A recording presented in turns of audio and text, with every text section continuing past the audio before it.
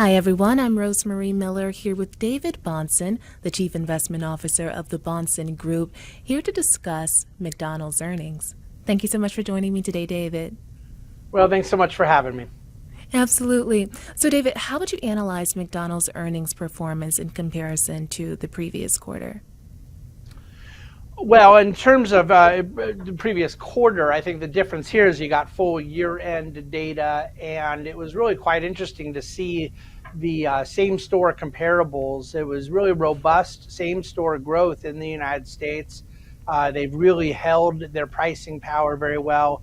It was a little bit lower globally, but then they are targeting 2,100 new restaurants opening next year, some franchise, some store owned.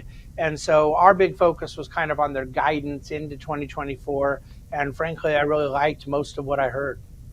And you said it was kind of low globally. Did that have anything to do with the Israel-Hamas situation? Could you discuss that? Yeah, I don't think that that had much of an impact mathematically. In terms of same store, we think the total Mideast region may have only affected it about 0.2%. So marginally, it definitely weighs in. There was, for obvious reasons, a deterioration of revenue growth there, but the way it blended totally, I just think that their projection of over 4% same-store growth globally was a little ambitious. They ended up coming in at 3.4%. So that same-store comparables globally was still very, very good. You combine that with the amount of unit growth they've had, really meaning just new restaurants, new franchises. Their whole story has been fundamentally very impressive. Well, were there any challenges or opportunities highlighted in the earnings report that stood out to you?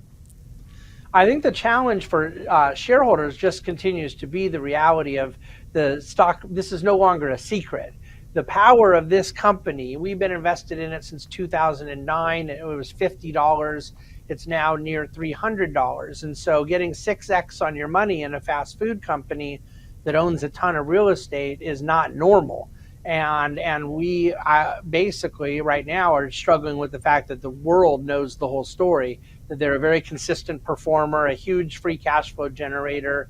And so that's priced into the stock. So it's less of a value play than it used to be, and more of something that for people putting new capital to work, they're paying up a little bit compared to some of us that got a little luckier at our entry point. And you mentioned other fast food restaurants. How does McDonald's performance compare to its competitors in the fast food industry? There is absolutely no comparison. We don't own any other fast food companies, and the vast majority of them are quite discretionary, very cyclical. There's a whole bunch that don't even make money, a lot of debt, a lot of leverage.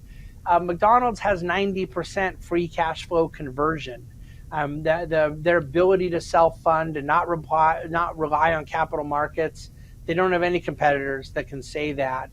And so there's others out there that in the public universe that may be getting by, making money. It's not a sector we hate for the sake of hating, but McDonald's growth globally, their real estate empire, their franchise relationships, and their free cash flow generation and conversion, such a high return on equity as a great dividend grower and dividend payer, McDonald's truly is in a league of their own.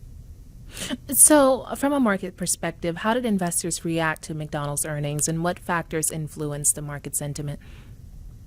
You know, it's very difficult to ever look at individual companies' results in terms of market reaction on a day when the whole market is sold off. And so the Dow's been down as much as 400 points today as we're sitting here talking. It's right now down about 350. And McDonald's is down and more than the market, but you have to figure that some of the impact in the stock price of McDonald's is related to the overall market sell-off. You definitely are getting a buy the rumor, sell the news type deal. McDonald's being down a little bit after the performance they've had over the last quarter and year, and not to mention many, many years, is not unexpected. You know, when they continue to outperform expectations quarter over quarter, and they come in this quarter with a good number, they beat on earnings, but were a little soft on revenue and a little soft on guidance, you'd expect it to sell off a little. Unfortunately, we like to see it sell off a lot more because we'd love to come in and buy a significant amount. But at $283, it isn't cheap enough for us to come in and buy heavily, but we're certainly keeping our full position. Like I said, we've been heavy investors for a very long time. So in your opinion, what are the critical takeaways or noteworthy aspects that investors and stakeholders should pay attention to in McDonald's latest earning release? Number one is the pricing power. If they were having to all of a sudden soften price levels coming out of the higher input prices and some of the inflationary pressures in 2021, 22, anyone who goes and brings their family through the drive-thru McDonald's now knows prices are higher. And there just simply hasn't been any evident impact at all of that hurting volumes, hurting sales. So the biggest takeaway would be McDonald's continues to have remarkable pricing power, which is a wonderful thing for investors. Their cost structure has hung in there. They've been very successful with kiosks and automation and digital technology enhancements. And then how they execute globally for 24 will be a big question. 2,100 restaurants, 1,600 net. There will be some closings and then some degree of new openings across both franchise and store-owned. Can they execute there? That's pretty substantial unit growth. And that's what we're looking to in terms of guidance for 2024. Well, David, is there anything else on your radar regarding McDonald's earnings that you believe should be on ours? Nothing in the immediate short term. The bigger story here is a real estate company that sells the greatest French fries the world's ever seen and is up 67,000% from the time they went public as just one of the world's wonderful dividend growing stocks. That's why we own it. Well, thank you so much for joining me today. Thanks for having me. Yeah, absolutely.